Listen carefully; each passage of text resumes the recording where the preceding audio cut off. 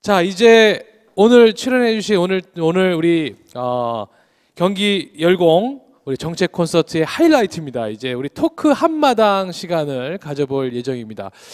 이 시간은요, 저희가 오늘 여러분들 이 자리에 부동산 정책에 관련된 핵심 이슈 두 가지에 대한 이야기를 나눌 거고요. 그다음에 오늘 여러분들 들어오시기 전에 로비에서 저희 그 보드판에 여러분들이 질문을 적어주신 분들이 계세요. 그래서 그 질문이라든가 아니면 이제 우리 화면에 잠깐만 좀 안내를 좀 해드리겠습니다. 지금 이제 휴대폰을 좀 꺼내셔가지고요. 저 뒤에 있는 우물정 1555에 114 126 저게 그냥 전화번호입니다. 가지고 오신 궁금증이라든지 소감이라든지 그것을 여러분들이 보내주시면 저희가 토크를 진행하는 데 있어서 여러분들의 의견을 충분히 반영하도록 하겠습니다. 자, 그러면 이제 오늘 이 시간 하이라이트죠. 우리 토크 한마당을 위해서 이렇게 많은 분들이 이제 자리를 해 주시겠습니다. 여러분 한 분 한 분 제가 소개를 해 드릴 때마다 여러분들 큰 박수로 좀 환영해 주시면 감사하겠습니다.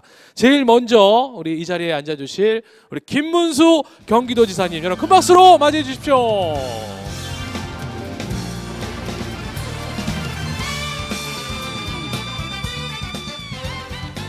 자, 이어서 반갑습니다. 네, 감사합니다. 자, 이어서 허재환 중앙대학교 교수님, 아까 우리 이슈 과제를 발표해 주셨었죠. 우리 허재환 교수님, 네, 감사합니다. 자, 그리고 건국대학교의 이현석 교수님, 저쪽 끝에 자리 마련되어 있습니다. 감사합니다. 자, 방금 또 우리 발표 마치셨던 방송인 팽현숙님. 자, 이어서 조용훈 대한주택건설협회 경기도회 이사님 모시겠습니다. 자, 이어서 허은아 한국이미지전략연구소 소장님 여러분 큰 박수로 맞이해 주십시오. 자, 이어서 이남식 개원예술대학교 총장님 자리해 주셨습니다. 자, 이어서 남관현 부동산을 사랑하는 모임 운영자께서 자리해 주셨습니다. 올라오십시오. 네, 고맙습니다. 자, 이어서 마지막 분입니다. 구세봉 과천주공 6단지 재건축 조합장님 함께 자리해 주셨습니다. 여러분 박수로 환영해 주십시오. 감사합니다. 이렇게 오늘 9분의 패널을 모시고 토크 한마당 함께 펼쳐보도록 하겠습니다. 아까 말씀드렸듯이 이 자리에서는 저희가 오늘 이야기 나눌 정책 이슈 두 가지를 핵심 이슈 두 가지를 이야기를 할 거고요.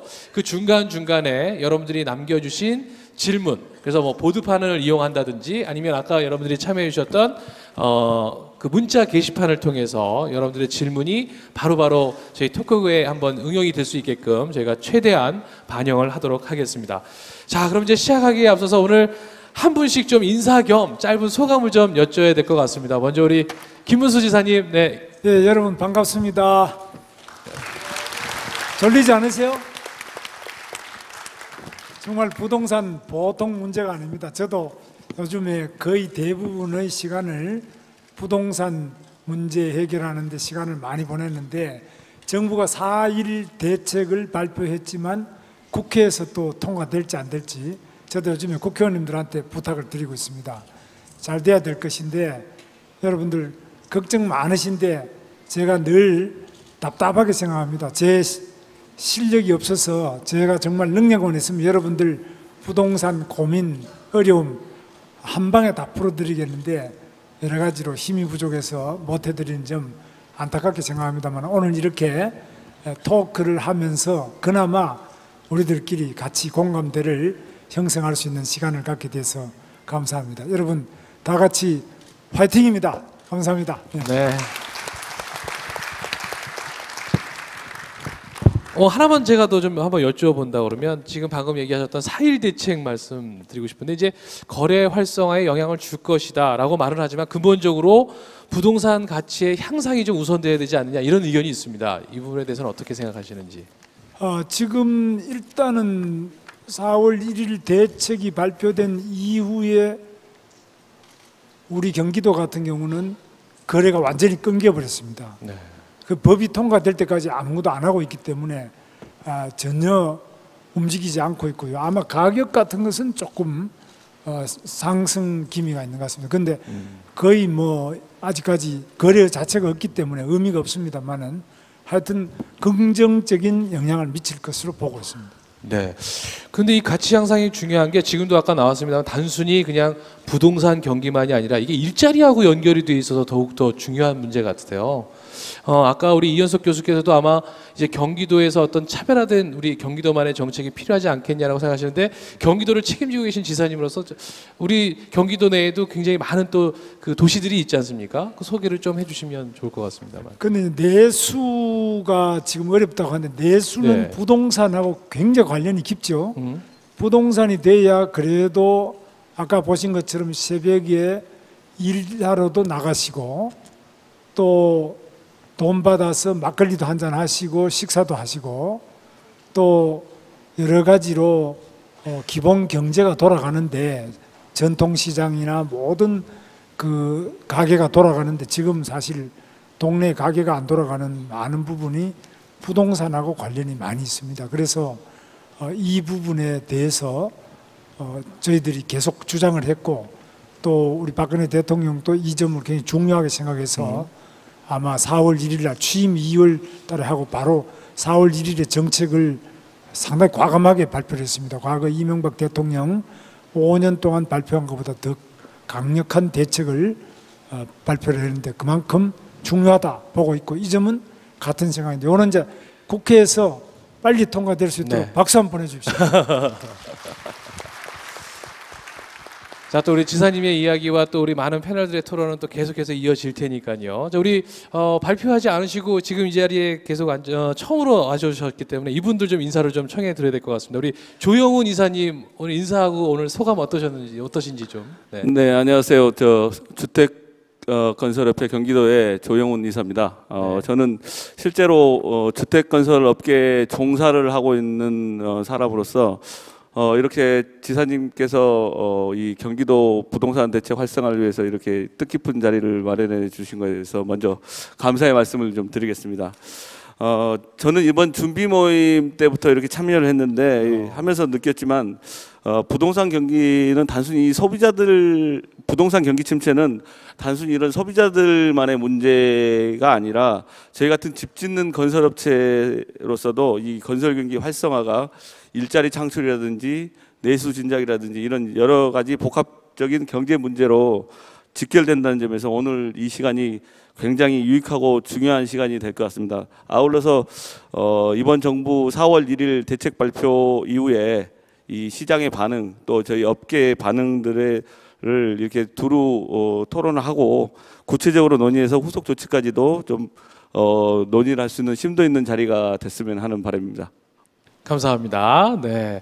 자, 그리고 국내 최초의 글로벌 이미지 전략가이신 우리 허은하 소장님도 자리해 주셨습니다. 네, 안녕하세요. 네, 인사 부탁드립니다. 네, 안녕하세요. 저는 한국이미지전략연구소의 허은하 소장입니다. 만나서 반갑습니다. 네.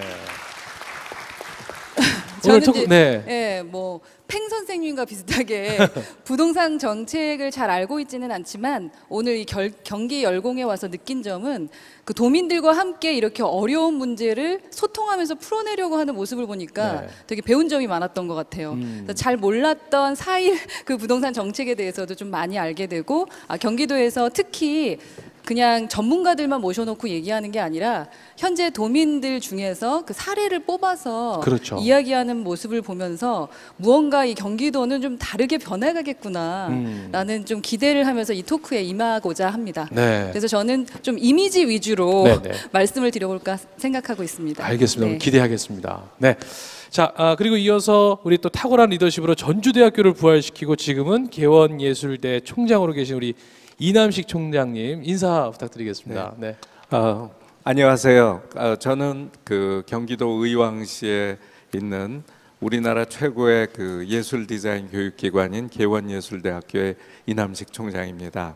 아마도 오늘 이렇게 그 부동산 대책을 정말 그동안 깊게 고민해 오신 지사님께서 이런 기회를 만들어 주신 것을 대단히 감사하게 생각을 하고요. 또 저희는 지역에 있는 대학으로서 우리 지역 사회가 어떻게 하면 더 발전할 수 있을까? 특히 우리 지역을 아름답고 매력적으로 만들 때 집값 문제도 해결되지 않을까요? 그래서 더욱더 문화적이고 아름다운 또 그리고 모두가 매력적이어서 찾아오고 싶은 지역사회를 만드는데 저희가 앞장서도록 하겠습니다. 감사합니다. 고맙습니다. 여러분 박수 부탁드리겠습니다. 자, 그리고 지금 제 옆에 앉아 계시는데 우리 회원수로는 아마 국내 최대가 아닐까 싶습니다. 그렇죠? 네이버 다음 등 포털에서 부동산 카페를 운영하고 계시는 남관현 운영자님, 네, 인사 부탁드리겠습니다. 네. 예, 안녕하십니까. 예, 부동산 카페를 운영하고 있는 남관현입니다. 네. 네, 반갑습니다. 어우, 뭐 생각보다 많이 오셨는데요. 앉아 계실 때하고는 또 좀 다른 예, 맞습니다. 좀 떨리기도 하고 이렇게 많이 오실지도 몰랐는데 하지만 저는 저 부동산 카페를 운영하면서 사실은 저희는 뭐 국민들이라든지 서민들이라든지 부동산에 관심 있는 사람들이 이제 카페에 많이 있거든요. 전국적으로 다 모이시는 예, 거잖아요. 다 모여 있죠. 네. 전국적으로요. 예, 그런 분들의 이제 뭐 운영자니까 뭐 저는 이제 오늘 그 어떤 그 경기도의 어떤 입장이라든지 이런 부분 네. 또 아니면은 저희 그 카페 회원들의 어떤 그 부동산을 바라보는 어떤 그 정책들은 부분들 그런 부분들에 대해서 좀 허심탄탄하게 한번 얘기할 수 있도록 그렇게 하겠습니다. 감사합니다. 박수 부탁드리겠습니다. 예, 고맙습니다. 자, 그리고 이론과 현실의 접점은 때론 가깝기도 하고 때론 멀기도 합니다. 우리 구세봉 조합장님, 네, 오늘 인사부터 좀 부탁드리겠습니다. 반갑습니다. 저는 과천 주공 6단지 재건축 조합장을 맡고 있는 구세봉이라 그럽니다. 오늘 이런 부동산 정책 콘서트를 열게 해주신 우리 도지사님께 감사의 말씀을 드립니다. 특히 우리 경기도는 찾아가는 행정에 대해서 저는 상당히 또 감사하게 여기고 있던 바 오늘 이런 정책 콘서트에 제가 영광의 자리를 같이 해서 대단히 기쁜 마음을 또 전하고 싶습니다. 앞에 이슈라든지 또 동아리에서 그 설문조사를 했던 내용들 중에서 제게 가장 와닿는 부분은 단국대학교 부동산학과 그 동아리에서 얘기한 결론 부분이 우리 자가 소유자는 자산 가치 상승에 중점을 두고 있고 임차 거주자는 복지 기능을 증진하는데 중점을 두고 있다. 이런 설문 결과를 내면서 역시 우리 부동산 정책은 중요하고 어렵습니다. 네. 하지만 지금까지 우리 또 부동산 정책은 끊임없이 또 변화됐고 아까 허 교수님께서 말씀하신 패러다임이 변하고 있기 때문에 거기에 맞는 아마 정책들도 또 나올 걸로 생각이 듭니다. 하지만 공급이 우선이냐 또 수요를 증진시켜야 될 것이냐 이런 시장의 측면도 있겠습니다만은 우선 공급에서 저는 말씀을 드리고 싶은 것이 공공에 대한 그러니까 임대 아파트는 정부에서 또 경기도에서 책임을 지셔야 될 것 같고 민영 아파트는 민간 건설사에서 공급하는 그런 시스템이 기본 원칙을 정하고 정책을 펼쳐야만이 단기든 중기든 어떤 그런 온탕을 갖다 또 냉탕을 갖다 했던 그 과거의 부동산 정책이 좀 더 시장 경제에 맞게끔 또 이루어지지 않겠나 이런 생각을 감히 말씀을 드립니다. 예. 뭐 지금 앞으로 하실 이야기들이 많으니까요. 네, 지금 그냥 간단하게 인사 정도만 해주셔도 될 것 같습니다. 얘기 잘 들었습니다. 박수 한번 부탁드리겠습니다. 고맙습니다. 우리 방금 발표 마치신 팽현수님 저기 강연하고 나신 소감이 어떠신지 10분이었습니다. 너무 짧아가지고요. 깊은 얘기를 못해서 좀 아쉽고요. 그래도 순댓국집은 2번이나 얘기하셨습니다. 네네, 그건 저의 생명이기 때문에 말을 해야 되고 어디 가나요? 네. 저는 부동산 정책, 이런 정책이면 거창하고 잘 모르겠고요. 굳이 그 나라에서 그 완화를 좀 많이 시켜준다면은 앞으로는 다문화 우리나라가 다문화 시대가 올 거예요, 곧. 그래서 앞으로 5년이나 10년 후에 제 생각인데요. 외국처럼 외국인들도 우리나라를 많이 와서 살고 이렇게 되면은 부동산 임대 쪽이나 모든 게 많이 활성화가 돼서 올라갈 일이 좋은 일이 남았다고 저는 지사님 생각하고 있습니다. 제 개인적으로. 그래서 중시도 올라갔다 내려갔다 하듯이 예전에는 20년 제가 결혼 최초에 결혼 생활할 때는 계속 쭉 올라갔었거든요. 근데 이게 계속 올라가다 보면 낭떠러지 올라가면 뚝 떨어질 때도 있는 거예요. 그러니까 올라갔다 내려갔다 하는 그 부동산 정책이 계속 되면서 이제는 올라가는 일밖에 안 남았다고 저는 생각이 들어요. 제 개인적인 생각입니다. 알겠습니다. 오늘 또 우리 팽현숙님의 또 열띤 또 토론도 기대를 하겠습니다. 그 옆에서 우리 허지한 교수님께서 고개를 끄덕끄덕 하셨거든요. 어떻게 들으셨습니까? 저는 뭐 주로 대학교 연구실에서 예. 정책을 연구를 하다가 네, 이런 또는 무대는 강의실에서 좀, 네. 학생들을 대상으로 하다가 이렇게 부동산 문제를 온몸으로 실감하는 도민들과 현장에서 전하는 목소리 이런 걸 들으니까 상당히 새삼스럽습니다. 새삼스럽고 저희들이 이런 경험이 살아있는 이론이나 정책을 연구하는데 큰 도움이 될 것 같아서 기대가 큽니다. 감사합니다.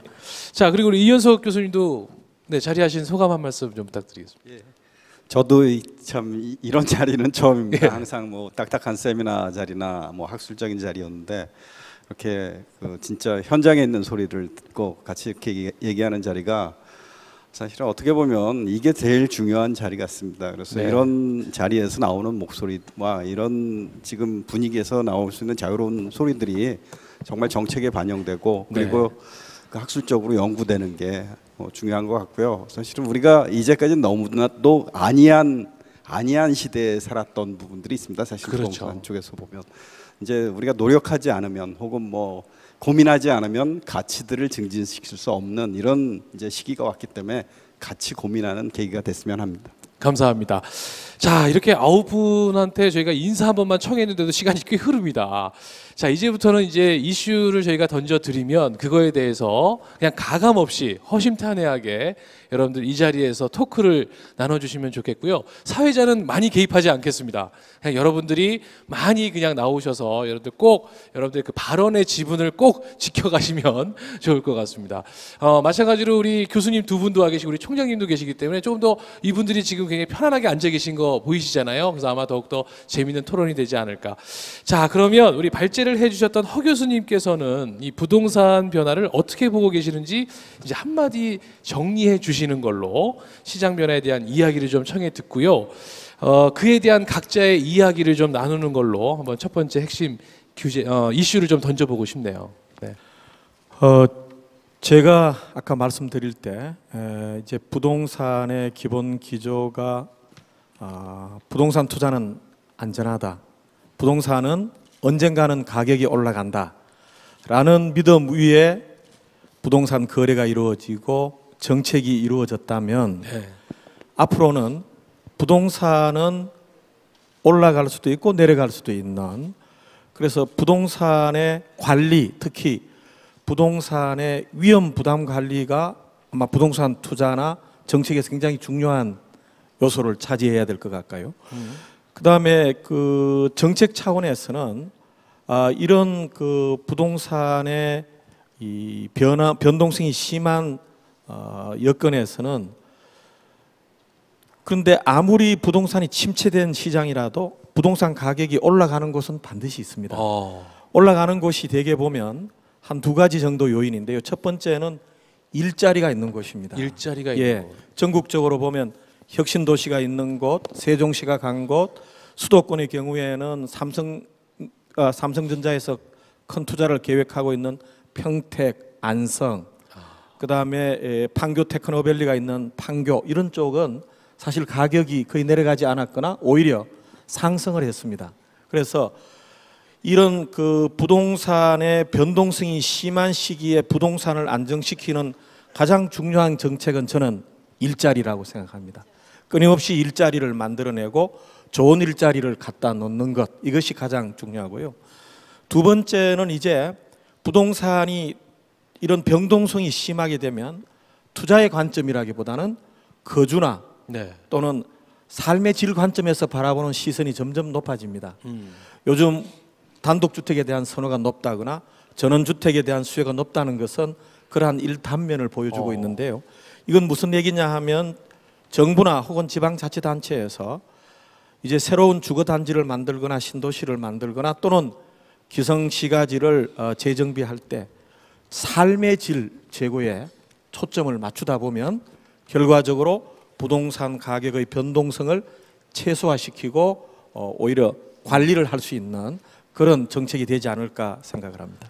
그러면 실제로 우리 남관현 운영자께서는 그 부동산 시장의 변화를 아무래도 카페의 글을 통해서 많이 보게 되시잖아요. 네네. 네. 어떻게 느끼고들 계시는지. 사실은 회원들이 이제 올라온 글들을 보면요, 예. 사실은 다 그렇습니다. 그 대부분의 다 이렇게 어떤 부동산 정책이 나오더라도 이 부동산 정책이 그 잘 해석을 잘 못하시는 분들이 의외로 많으세요.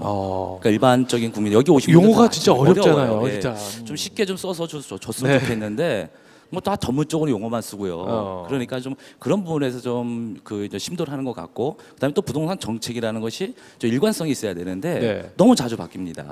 그러다 보니까는 이제 실질적으로 그런 부동산에 대해서 실질적으로 관심을 갖고 있는 회원님들 보면은 정책 자체가 자꾸만 바뀌니까 어디다 초점을 두고 내가 부동산을 구입해야 될지 그때 시기라든지 어떤 또 뭐 매도할 시기라든지 이거를 전혀 감을 못 잡고 있는 거예요. 그러다 보니까 너무 힘든 겁니다. 그러니까 아까 이제 뭐 사례 발표도 했지만은 사실은 그런 문제들이 핵심이라고 보죠. 그러니까 정책은 일관성 있게 가야 된다. 그래야지만이 일반적인 국민들이 부동산을 바라보는 시각에 대해서 정확하게 인지를 하고 내가 언제 사고 언제 팔지를 알아야 될 그런 타이밍이 있어야 되는데 그게 정책이 올바르지가 않으니까 그것이 다 어렵게 만들어버리고 더 침체가 더 심해질 수 있는 어떤 계기가 되지 않았나 이렇게 바라보죠. 네. 그 운영자시니까 그런 글에 대해서 댓글도 좀 달아주시고 이렇게 하시잖아요. 네네.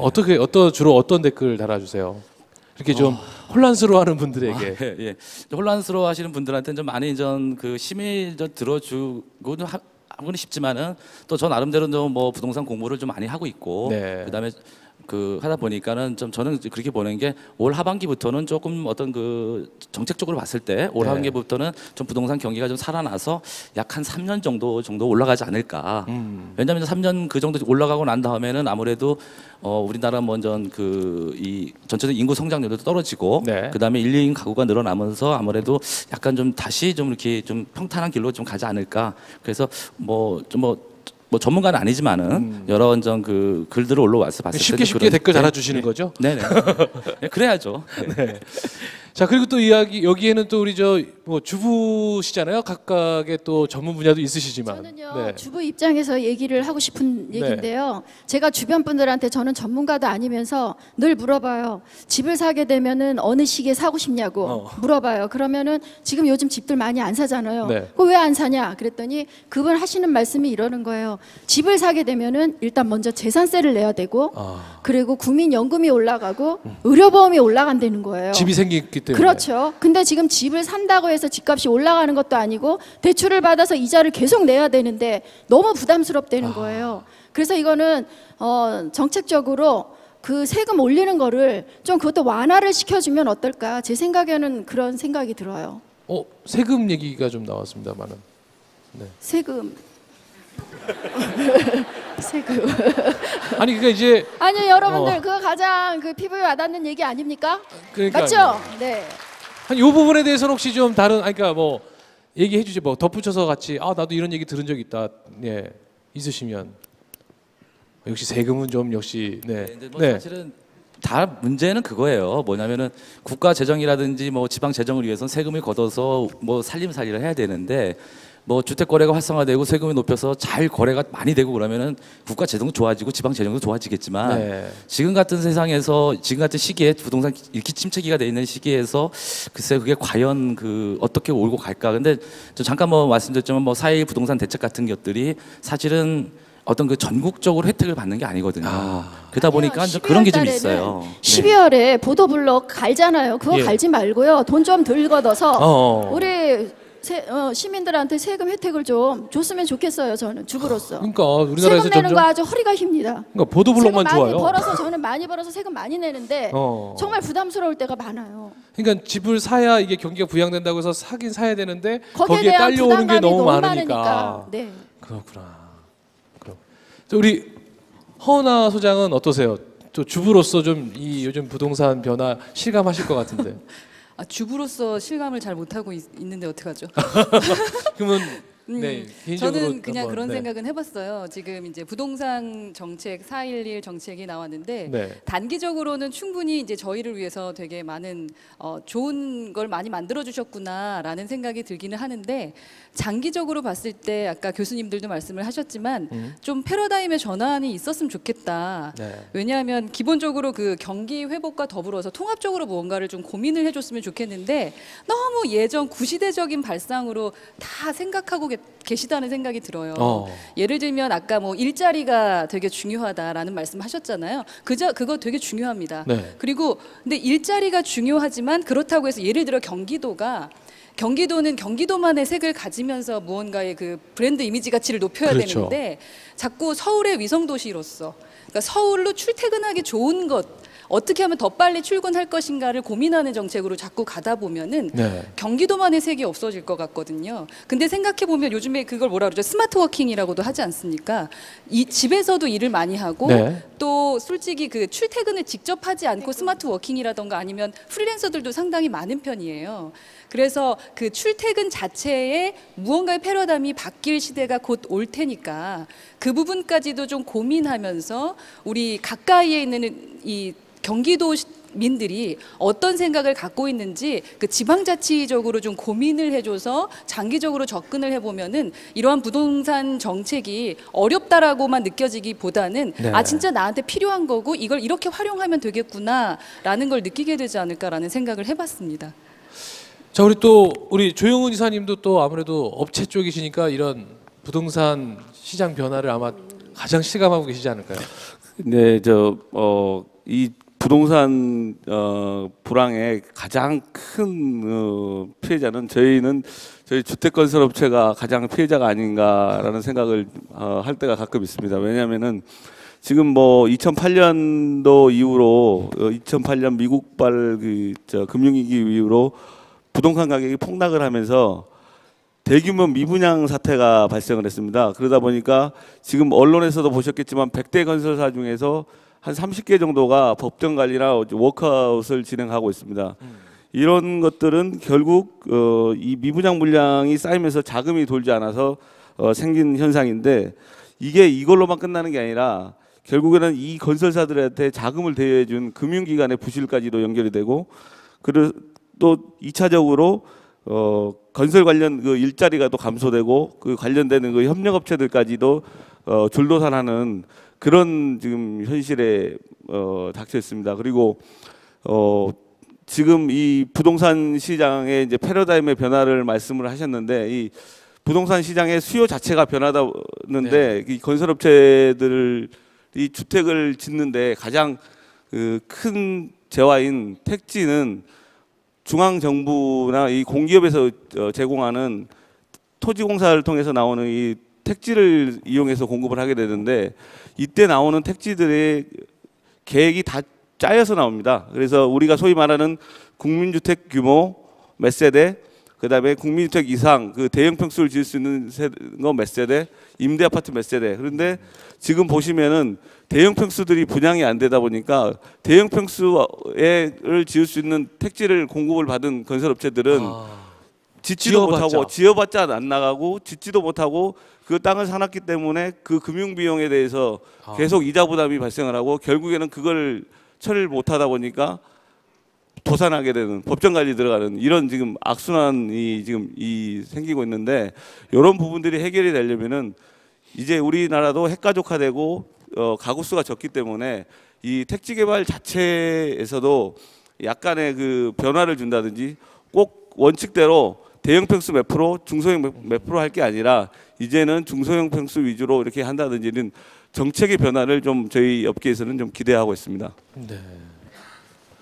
그 방금 뭐 다 얘기하셨지만 또 우리 허은하 소장도 얘기하셨지만 경기도는 좀 경기도만의 뭔가 특별한 점을 좀 알고 가는 것도 중요할 것 같습니다. 우리 지사님께 좀 한번 여쭤봐야 될 것 같습니다. 우리 경기도가 지금 부동산 시장의 변화를 겪고 있는 추세가 다른 것과 좀 비슷한 점도 있을 것이고 분명히 남다른 것도 있을 거라고 생각하는데 좀 이야기 좀 해주시죠. 경기도가 제일 어렵습니다. 경기도는 우리 경기도 자체의 정책이 별로 없습니다.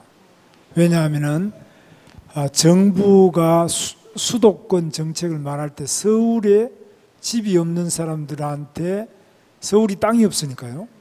전부 경기도에다가 짓습니다. 그래서 보금자리 주택, 이명박 대통령의 보금자리 주택도 80% 이상이 전부 경기도에 있습니다. 그러니까 정부의 또 LH에서 하고 있는 그 LH의 택지 개발 지구도 50개 이상이 경기도에 있어요. 약 한 5천만 평. 그래서 모든 정부의 정책이 바로 경기도에 떨어지기 때문에 정부 정책의 이 동탄도 마찬가지죠. 여기 동탄서 오신 분 한번 손 한번 들어보시죠. 네. 제일 많으시죠. 거의 동탄이시네. 네. 그러니까 이 동탄도 우리 경기도의 신도시가 아니라 대한민국 국토부의 신도시 아니에요? 그래서 이 동탄 신도시를 만약 제 같으면 이렇게 했겠냐. 제가 경기도지사로서는 이렇게는 안 하죠. 여기보다는 예를 들면 여러 군데 이렇게 나눠서 한다든지 여기는 매우 큰 신도시를 만들었어요. 그런데 지금 M버스는 물론 있지만은 GTX 같은 건 빨리 해야 될 거 아니에요. 저 같으면은 이 동탄을 만들면서 바로 GTX 동시에 개통시켰다면 훨씬 다를 거예요. 그래서 이 교통과 일자리와 주택이 따로따로 노는 거죠. 그래서 이것을 사람을 중심으로 사람이 살아가는데 집도 필요하지만 일자리도 필요하고 학교도 필요하고 또 사람이 문화예술도 필요하다. 이런 사람 한 사람에게 필요한 것을 종합적으로 설계하고 그 사람이 무엇을 원하고 있는지 이걸 조사에 맞추어서 사람에게 맞추는 사람 맞춤형 집과 도시를 만들어야 되는데 지금까지는 내가 대통령이 됐다. 그러면 값싸게 집을 내 임기 중에 100만 호를 짓겠다. 그럼 어디에 사는지도 보지도 않고 무조건 땅값이 싸다는 그린벨트 플러스 막 짓는다. 그럼 어떤 집을 짓느냐? 물어보지도 안 하고 무조건 똑같은 토기장만 많이 짓든다. 이거는 아니지 않나요? 그리고 집도 없고 집은 있지만 나머지 직장도 없고 교통도 불편하고 학교도 불편하고 이런 여러 가지 문제를 해왔는데 이제는 이걸 다 그만둬야 된다. 큰 발상의 대전환을 해야 된다. 그래서 중앙이 하고 있는 주택 정책을 이제는 지방으로 넘기라는 겁니다. 국가가 다 하려고 하지 말고 대통령은 국방, 안보, 외교 큰 것만 하고 이런 집 짓는 문제 같은 건 경기도로도 좀 넘기고 또 저는 또 화성시장한테 좀 넘기고 이렇게 밑으로 넘겨야 되는데 이 모든 것을 대통령이 혼자서 다 쥐고 집도 짓고 농사도 짓고 뭐 국방, 안보, 외교 전부 다 혼자서 다 하려고 하다 보니까 국민의 고충을 대통령은 대통령대로 불행하고 대통령은 얼마나 고충이 많겠어요? 잠이 안 오고 머리가 아픈 거지. 일은 시컷하고도 욕만 시컷 먹고. 왜냐하면 한 사람이 할 수 있는 것은 한계가 있기 때문에 서로 일을 나눠야 되는데 나누지 않고 무조건 중앙에서 다 하려고 하는 이것을 바꿔야 되겠다. 그래서 저는 도지사 지금 7년째한테 계속 그 이야기를 하는데 이게 잘 안 나와요. 왜냐하면 그 집 짓는 모든 권한, 그린벨트를 푼다, 농지를 택지로 바꿔준다, 집을 몇 층까지 지어라, 용적률, 건폐율 이런 모든 도시계획 권한을 국가에서 다 가지고 있는 거예요. 밑으로 안 주는 거예요. 그래서 이렇게 하기 때문에 전부 군복처럼 맞춤형으로 뭐 라지, 스몰, 뭐 미디엄 이렇게만 딱 하고 나머지 그 사람에게 재지도 않고 무조건 여기 가서 살아가는 거예요. 맞추. 그러니까 맞춤형으로 모든 주택 정책, 토지 정책 해야 되는데 이게 근본적으로 대전환을 하자고 저희들이 요청했는데 이번에 그 1단계가 4.1 대책인데 네. 이것이 하여튼 저는 바람직하다 현실적으로. 그래서 앞으로 더 많은 지방자치, 지방분권 그 지역에 맞는 알록달록한 양평의 주택이 다르고 화성이 다르고 수원이 다르고 개성이 있어요. 또 과천은 또 과천대로 다르고 다 달라야죠. 남양주는 남양주대로 다르고 네. 이렇게 전부 각자 자기들에게 맞는 집을 짓고 자기가 그리는 집을 지을 수 있게 해줘야지 정부에서 배급주택으로 나눠주는 이런 식은 꼭 극빈자들한테 주는 임대주택 이런 거 빼고는 이제는 각자가 자기가 그리는 대로 한번 그려볼 수 있도록 주택시장을 대전환해야 된다고 봅니다. 네. 맞습니다. 네. 우리 이현석 교수님께서 좀 추가적으로 설명을 좀 해주실 게 있을 것 같아요. 그 지사님께서도 말씀하셨지만 사실은 그 이 전환기에 우리 주택이나 뭐 우리 부동산 정책은 사실은 자율성이 거의 없는 정책입니다. 뭐 경기도의 문제만이 아니라 그 택지 개발할 때의 문제도 그렇고 사실은 집을 사고 팔 때도 그렇고 집에 대한 세금 문제도 그렇고 사실은 중앙에서 모든 것을 결정하고 중앙의 그 법에 의해서 움직여왔던 건데 제가 4.1 대책에 대해서 긍정적으로 평가한 아까 뭐 부정적인 면을 말씀드렸지만 긍정적으로 평가하는 부분들은 이런 그 다주택자라든가 혹은 뭐 이 큰 평수라든가 이런 부분들에 대해서 사실은 이제까지는 이 틈이 없었던 것을 상당히 넓혔다라는 부분들이 이제 시장의 제도의 자율성을 주는 뭐 그런 시발점이었다라는 건데 이제 말씀하신 대로 경기도나 지역적으로도 사실은 이런 부분들을 이제 포괄적으로 넓혀야 될 거고 그리고 가치들을 향상시키는 노력들을 하려면 자율성이 사실 기반이 돼야 되는 거거든요. 그래서 그 자율성을 확대하는 그리고 시장 기능에 사실을 북돋아 줄 수 있는 이런 정책 방향들로 이때를 이용해야 된다. 저는 그렇게 생각을 합니다. 네. 우리 이남식 총장님은 어떻게 보셨는지? 단기적으로 이런 정책적인 대안을 통해서 지금 어려움을 풀어가고자 하는 노력이 반드시 필요합니다. 하지만 저는 좀 더 장기적인 측면에서 정말 주택이라는 것은 무엇인가, 부동산은 무엇인가, 정말 우리 삶에 있어서 가장 기본이 되는 공간 아니겠습니까?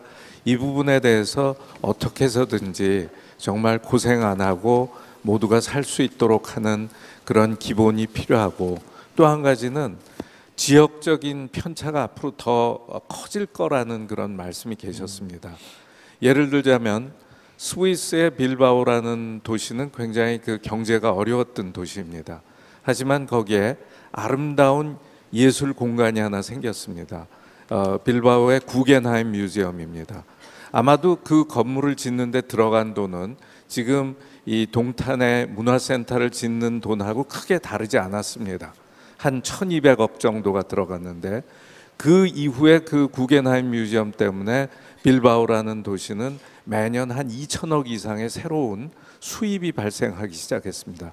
전 세계로부터 그 아름다운 건축물과 그 예술 회관을 보기 위해서 사람들이 몰려들기 시작한 거예요.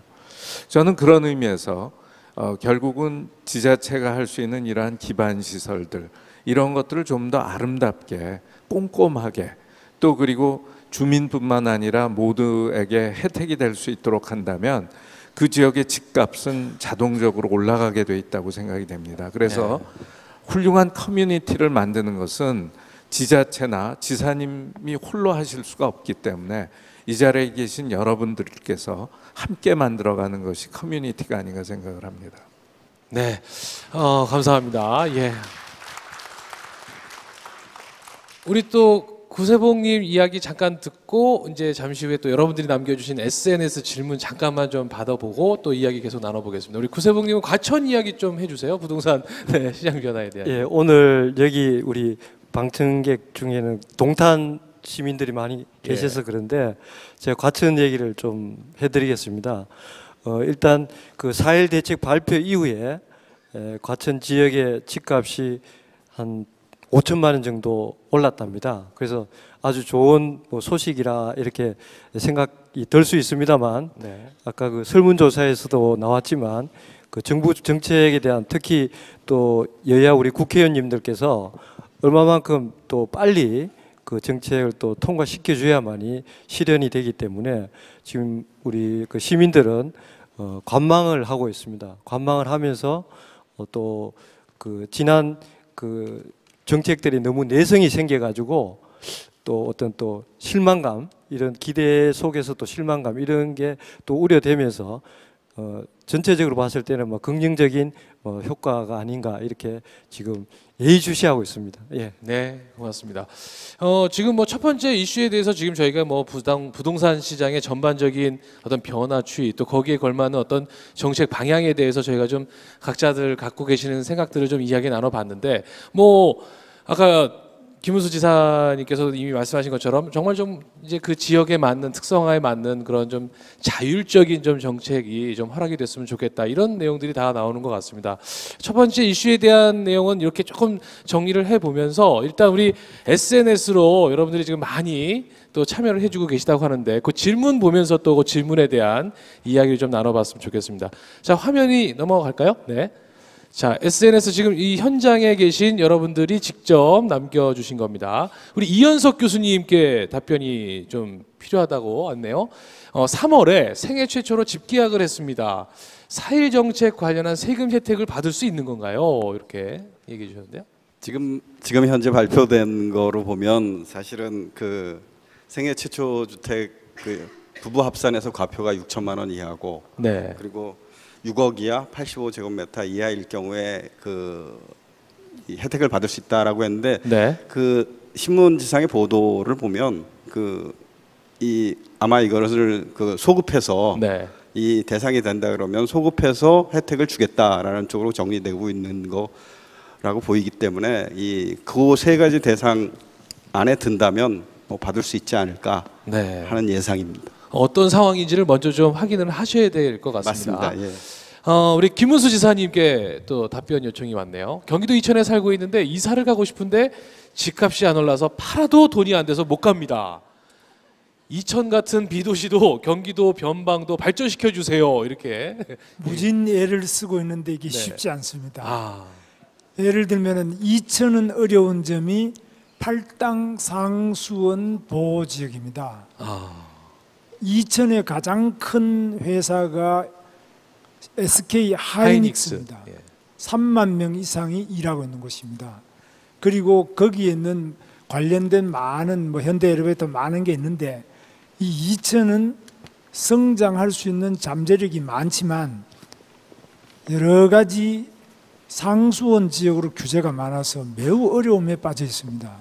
그래서 과연 어떻게 해야 될 것이냐 여러 가지 노력을 하는데 지금 사정이 매우 어려운 처지에 있습니다. 그래서 저희들도 노력하지만 정부에서도 상수원 지역은 물만 깨끗하는 책임을 하나만 주고 물만 깨끗하게 하면 나머지는 좀 허용을 해줘야 되는데 물하고 관계없이 이천에서 돼지를 키운다, 소를 키운다.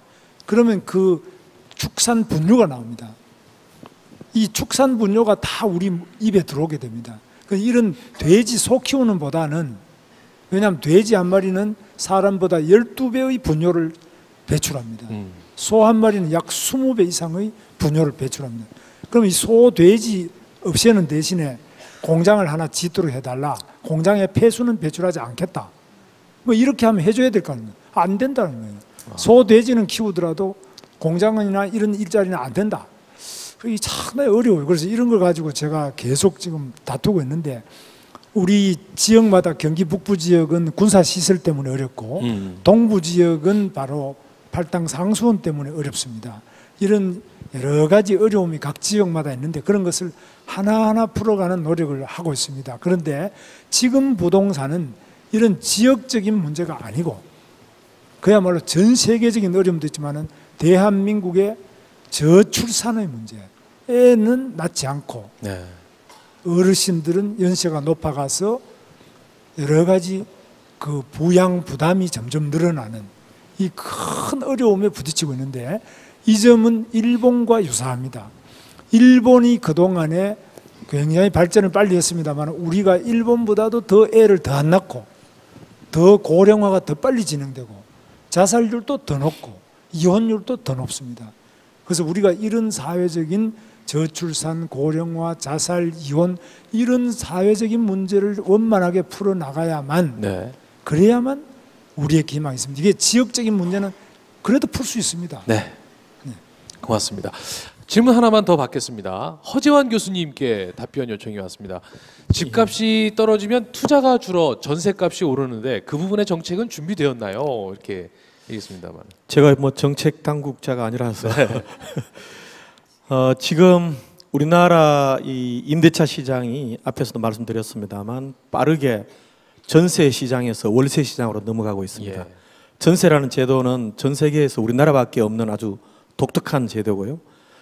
따라서 원론적으로 보면 우리나라도 현재 한 43%가 월세고 57%가 전세 계약입니다.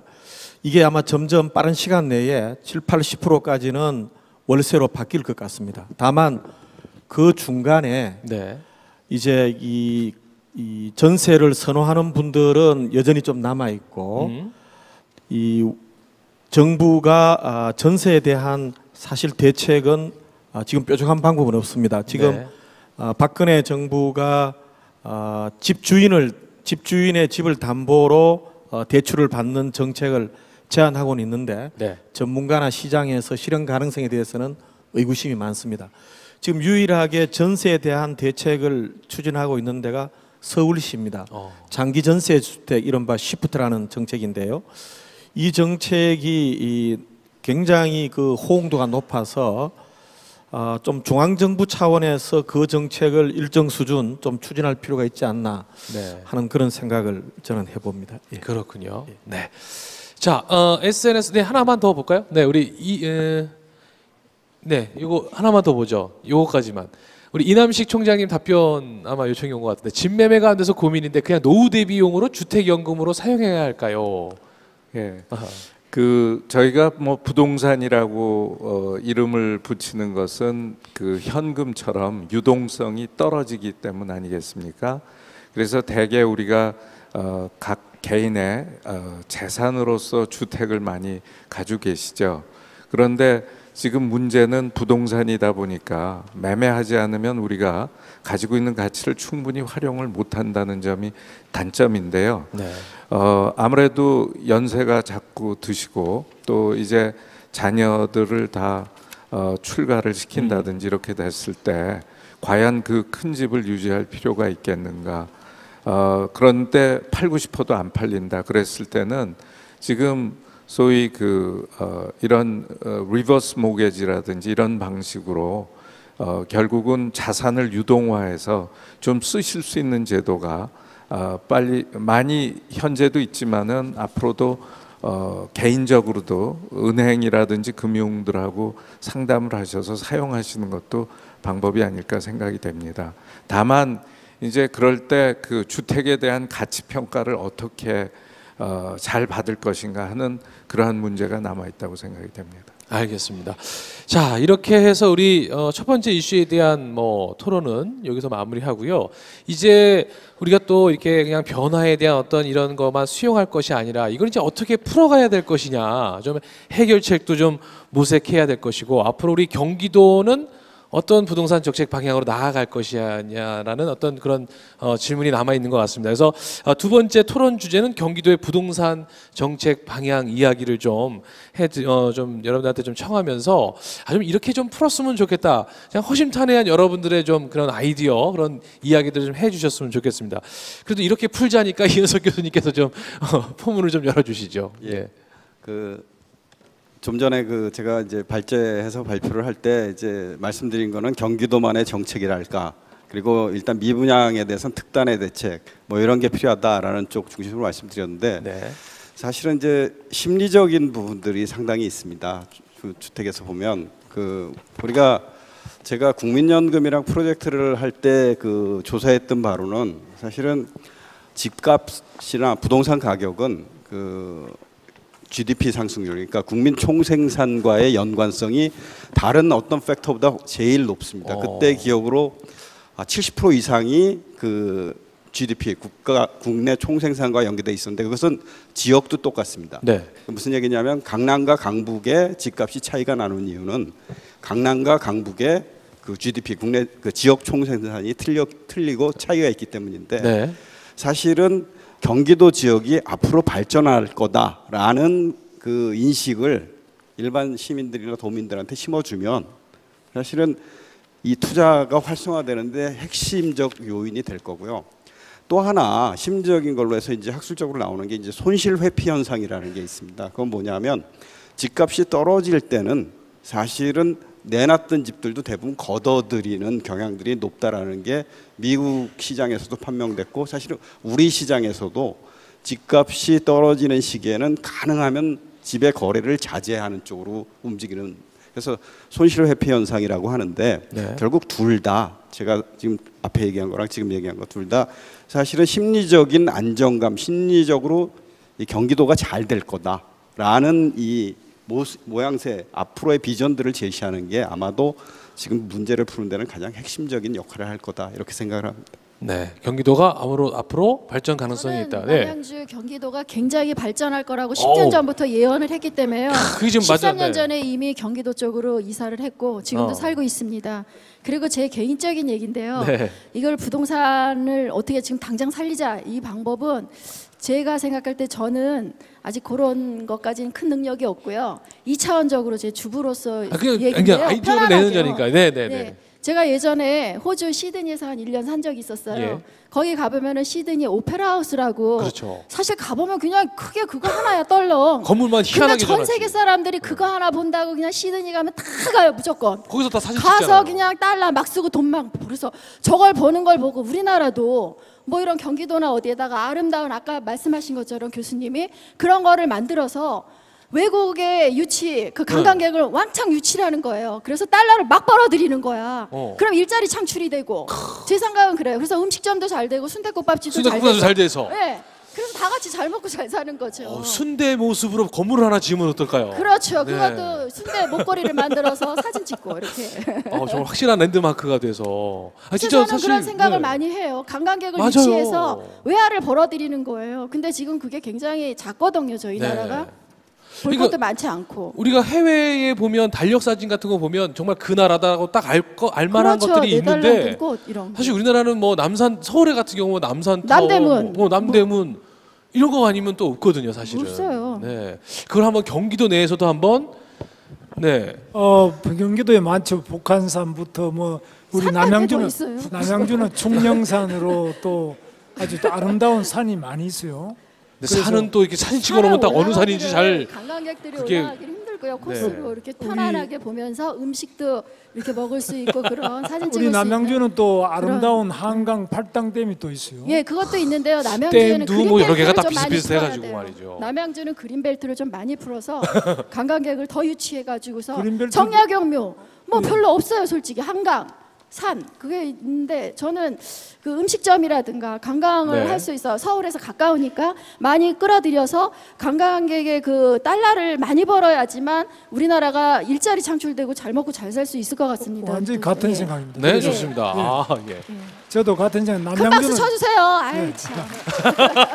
그래서 남양주는 아시다시피 커요. 지금 별내 신도시가 또 이미 거의 다 돼가고 있고요.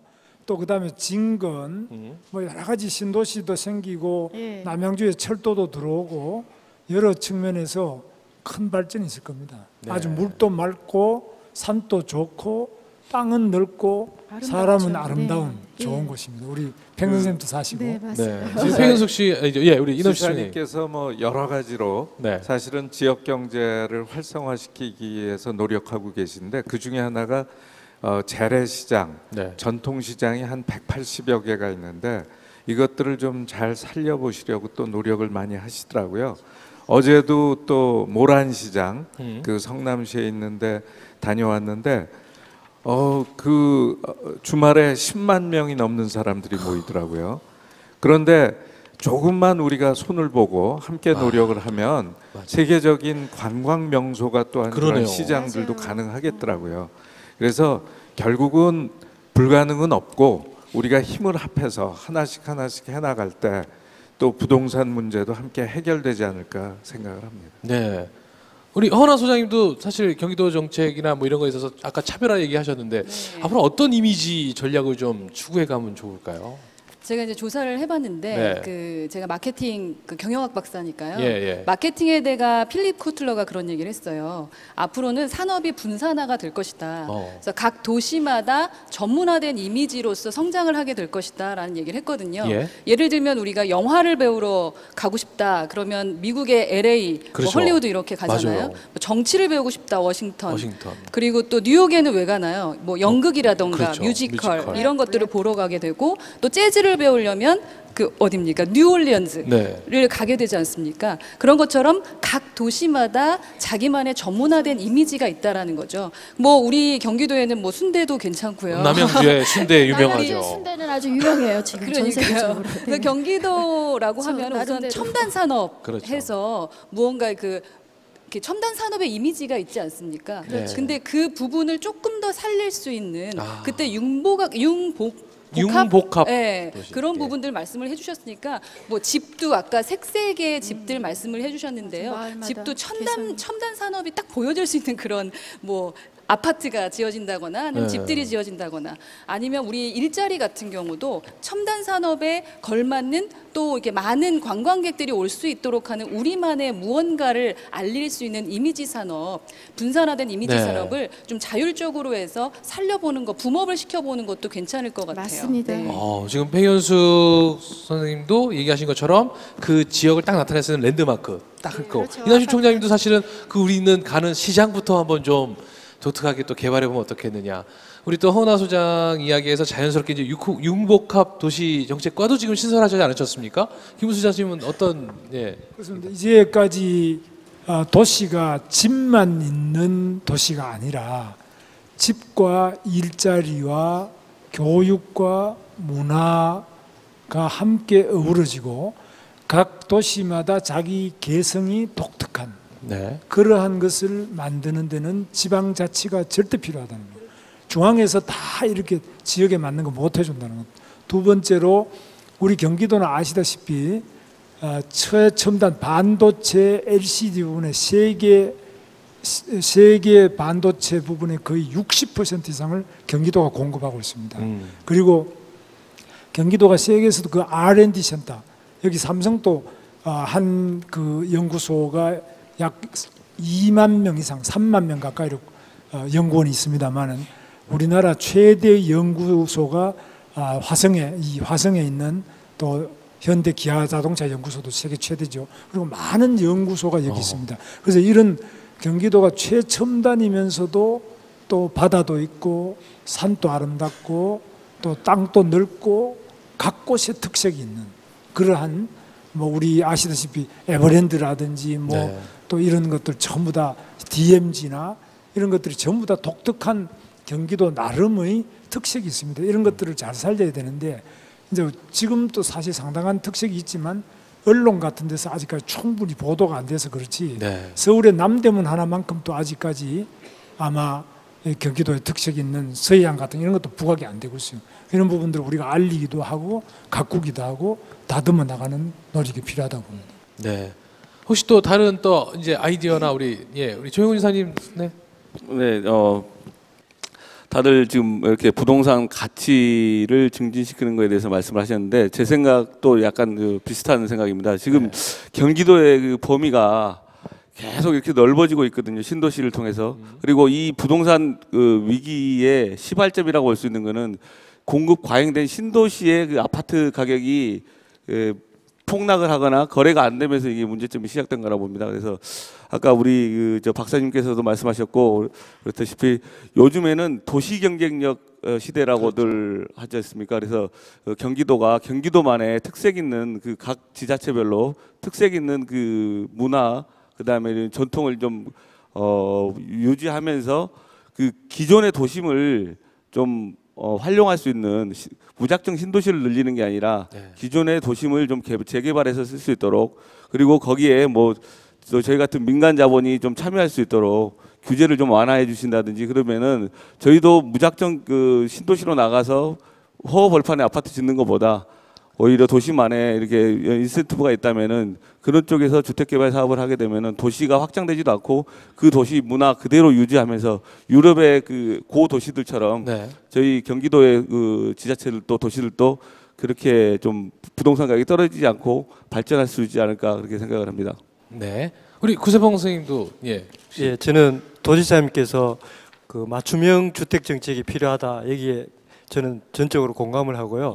특히 제가 또 뭐 과천을 대표해서 자리를 하고 있기 때문에 과천 같은 경우는 벌써 타 지자체와 달리 뭐 용적률이라든지 뭐 이런 규제가 상당히 좀 심했습니다. 그래서 지금 이슈에도 밝혀졌습니다만은 지금 트렌드가 많이 바뀌고 있고 특히 뭐 저출산 또 초고령화 이런 추세다 보니까 이제 중대형 아파트는 미분양이 많이 남아 있습니다. 그래서 소형을 가장 또 선호하고 네. 그 인구에 맞기 때문에 소형 주택을 많이 공급해야 되는데 지금 과천 같은 경우는 인구 배분 정책에 어떤 그 제도적으로 걸려 있어서 저희가 소형을 많이 짓고 싶더라도 재건축을 하면서 그 한계가 있습니다. 그래서 도지사님께서는 그런 부분들을 한번 또 실무적으로 좀 검토를 해주십사 이런 좀 부탁의 말씀을 이 자리를 빌어 좀 드리겠습니다. 네.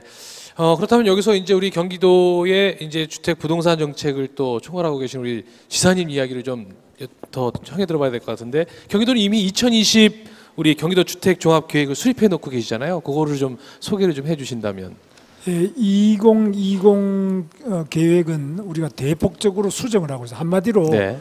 2020까지 너무 많은 주택이 공급되게 돼 있어요. 약 한 250만 호를 공급하게 돼 있는데 그 중에 공공주택만 약 110만 호, LH가 하는 거 110만 호. 근데 실제 수요는 한 90만 호도 안 돼요. 그럼 너무 많은 게 공급되기 때문에 집값이 폭락할 수밖에 없게 이렇게 계획이 잘못되어 있어요. 그래서 그걸 지금 수정하고 있고요.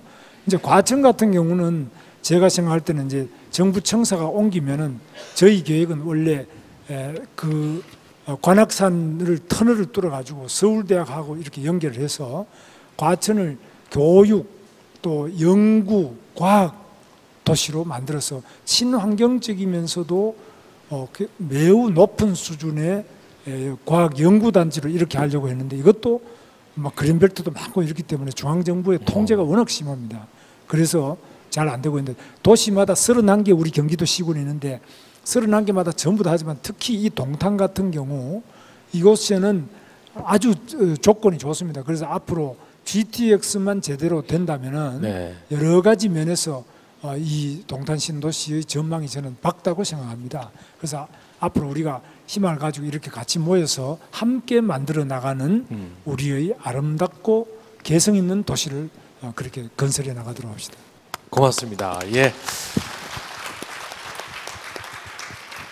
오늘 뭐 저희가 이 자리에서 이 부동산 정책 다 저희가 바꿀 수 있고 다 우리가 살기 좋은 곳에서 다 정답 다 알려드리고 이러면 얼마나 좋겠습니까마는 자 오늘이 그 아주 소중한 저는 시작이었다고 생각을 하고요. 앞으로 이제 이런 자리들이 계속 이제 이어질 테니까 여기 나와주신 패널 분들뿐만 아니라 우리 경기도민 여러분들도 계속적으로 이렇게 관심을 갖고 좀 지켜봐 주셨으면 좋겠습니다.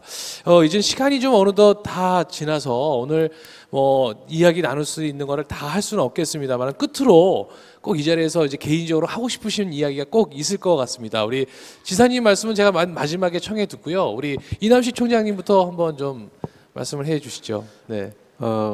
오늘이 아마 1차 정책 네, 콘서트인 맞습니다. 것 같습니다. 앞으로도 이러한 자리가 자주 열리고 또 도민 여러분과 함께 공감하는 그러한 정책들을 우리 지사님께서 잘 펼쳐 나갈 줄 믿습니다. 그래서 저는 그 건배사는 아닙니다. 네.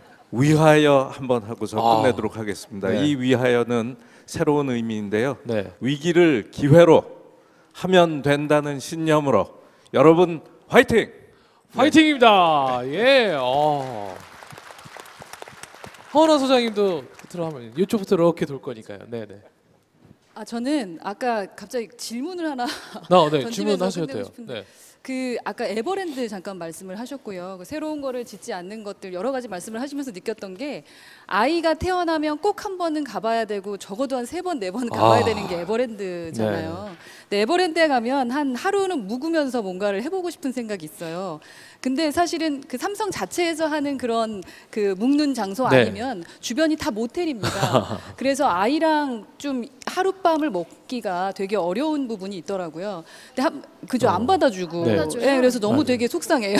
그리고 그러면 제가 한번 그 아이랑 디즈니 월드를 한번 가봤거든요. 예. 근데 거기에 갔을 땐 보니까 주변이 다 호텔이 막 몇십 개가 있더라고요. 그 놀이공원 그렇죠. 주변으로. 놀이공원 주변으로 호텔이 있고 그러다 보니까 거기에 일자리, 고급 인력의 일자리가 창출이 되면서 또 거기에 자꾸 하루 있을 거 이틀 있게 되면서 무언가를 더 즐기게 되면서 좀 이미지가 좋아하시는 것 같다는 생각이 들었어요. 그래서 기존에 있던 상품 중에 물론 규제가 있고 여러 가지 문제가 있겠지만 있던 상품 중에 조금만 더 고민해서 우리 경기도만의 그 고급화를 조금 더 추구해보면 어떨까라는 말씀드리면서 마무리 짓고자 합니다. 감사합니다. 예, 고맙습니다. 우리 이현석 교수님. 네.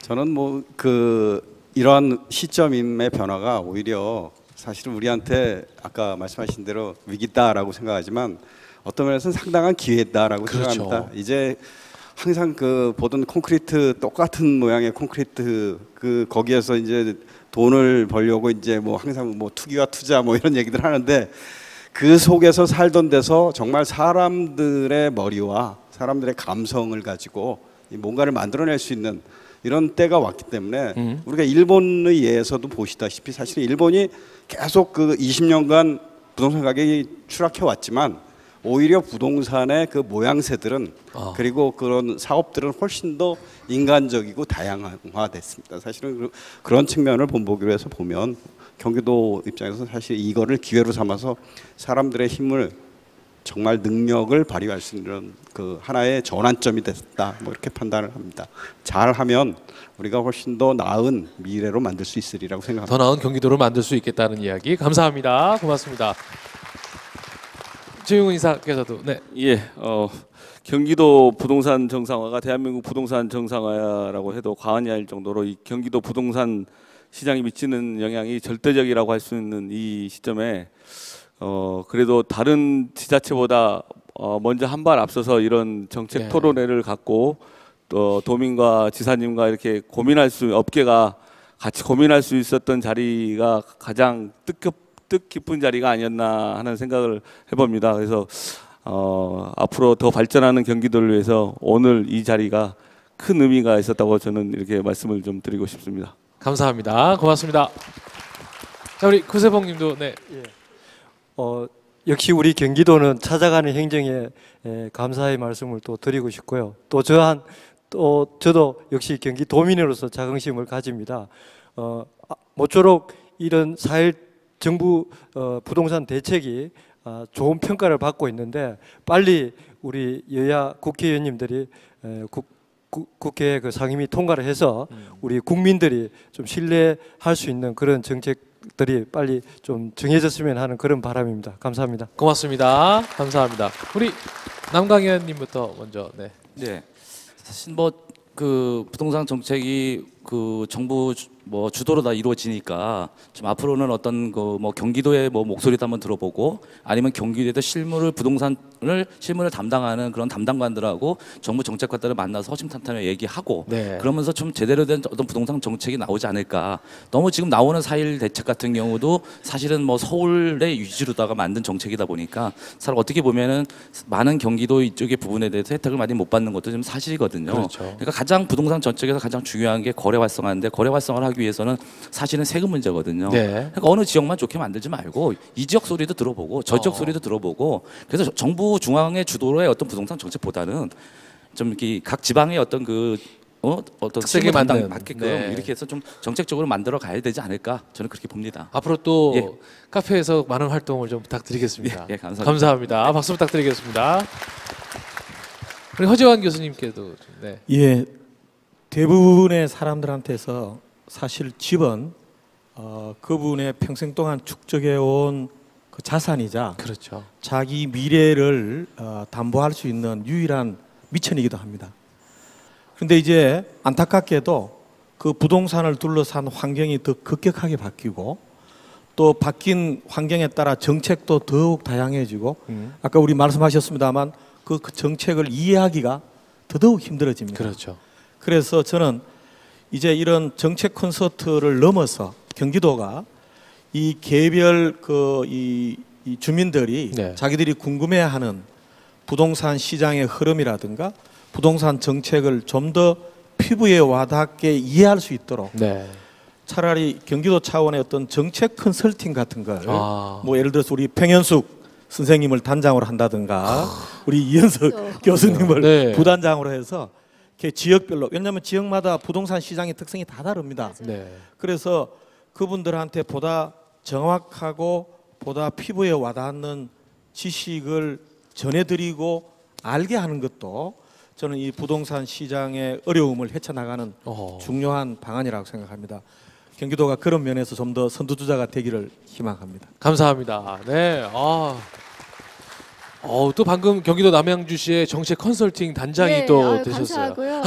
저는 경기도를 위해서 2가지 일을 앞으로 할 목표입니다. 네. 첫째, 한 가지는 이미 했어요. 순대로서 남양주시를 유명하게 만들었고요. 네. 둘째는 저의 자산인 연예인을 제가 많이 알고 있거든요. 맞습니다. 그래서 모든 연예인을 경기도로 이사 오게 만들 거예요. 네. 그래서 모든 방송에서 다 경기도 동탄 삽니다. 경기도 남양주 삽니다. 네. 동두천 삽니다. 이렇게 경기도화를 시키겠습니다. 여러분 감사합니다. 네. 고맙습니다. 진짜 그 말씀이 맞는 게요. 제가 뭐 팽현수 선배님을 따라서 저도 경기도로 이사 온 건 아니지만 저는 김구라 씨가 이사 오라고 해서 왔거든요. 김포에. 그래서 저도 지금 현재 김포시에 살고 있습니다만. 행복하죠? 네. 좋잖아요. 그죠? 네. 좋은 영향력 말씀해 주셨네요. 감사합니다. 자, 이렇게 많은 패널들 오늘 또 모시고 이야기 나눠봤습니다만 이제 끝으로 우리 김은수 지사님 말씀 정리. 여러분 정말 감사합니다. 네. 오늘 이 자리를 만들어 주신 우리 경기개발연구원의 정구현 이사장님 한번 인사 한번 하시죠. 일어서서 한번 정구현 우리 이사장님. 앞에서 지금 일어나서 자리에서 일어나셨습니다. 박수 한번 부탁드리겠습니다.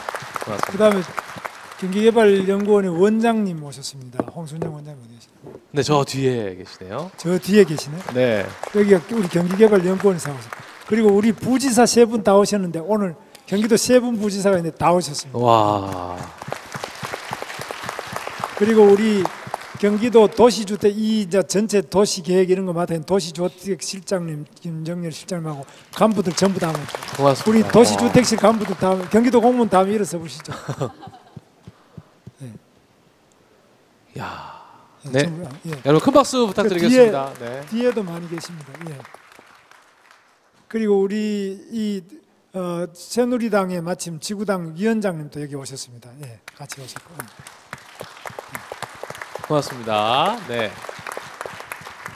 우리 시장님은 아까 왔다 가신 거 보셨죠? 우리 하성 시장님 왔다 가셨고요.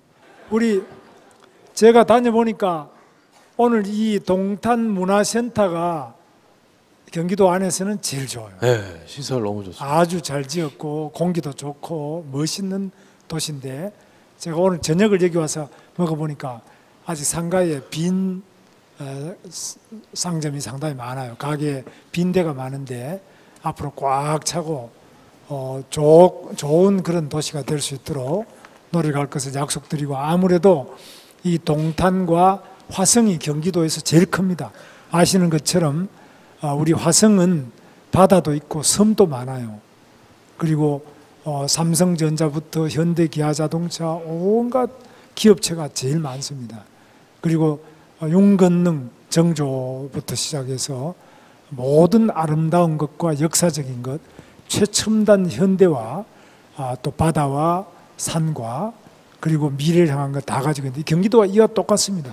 그래서 앞으로 우리 경기도는 남북 관계가 아마 조금 있으면 잘 될 겁니다. 잘 되면은 북쪽에는 통일, 대륙을 향한 큰 길목이 돼서 지금 생각할 수 없는 엄청난 좋은 곳으로 여러분 앞에 다가올 것입니다. 지금 고통받고 있는 개성도 경기도인 거 아시죠?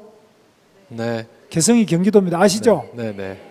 자, 아는 분이 한 5분밖에 안 계세요. 그래서 우리 경기도가 너무 넓기 때문에 우선 화성 동탄 하나 아는 것도 어렵다 이렇게 생각하시겠지만 더 우리 사는 경기도, 우리 대한민국을 더 잘 깊이 알아가고 또 더 아름답게 가꾸는데 우리 모두 다가 함께 힘을 모으고 머리를 맞대서 서로 소통하고 함께 그려가는 위대한 대한민국 만들어 나갑시다. 감사합니다. 감사합니다. 자, 오늘 여러분들이 보내주신 문자 그리고 또 여러분들이 보드판에 적어주셨던 질문들 저희가 함부로 하지 않고요. 소중히 다 간직하고 정책 저희가 또 입안하는 과정이라든지 또 이게 이끌어 나가는 과정에 있어서 꼭 좋은 지침으로 삼겠다는 말씀 저희가 또 대신해서 전해드리겠습니다. 자, 그러면 우리 끝나기 앞서 우리 기념사진 촬영을 좀 먼저 진행하고 저희가 마무리 같이 하도록 하겠습니다. 우리 자리를 좀 이렇게 우리 지사님이 가운데 오시고요. 그다음에 우리 올라오실 분들도 좀 올라오셔서 기념사진 촬영 같이 좀 임해주시면 감사하겠습니다. 자, 가운데 카메라입니다. 자, 하나 둘 셋 하면 같이 일단 자, 앞에 화면 보시고요. 그냥 자, 승리의 V 한번 할까요? 하나 둘 셋. 하나 둘 셋. 화이팅! 활짝 얼굴 표정 피시고요. 자, 하나 둘 셋. 야! 감사합니다. 고맙습니다. 감사합니다. 이것으로 오늘 경기 열공 정책 콘서트 첫 시간 여기서 마치도록 하겠습니다. 여러분 앞으로 많은 관심과 응원 부탁드리고요. 자, 우리 함께 해주신 우리 경기도민 여러분들, 자, 고맙습니다. 네.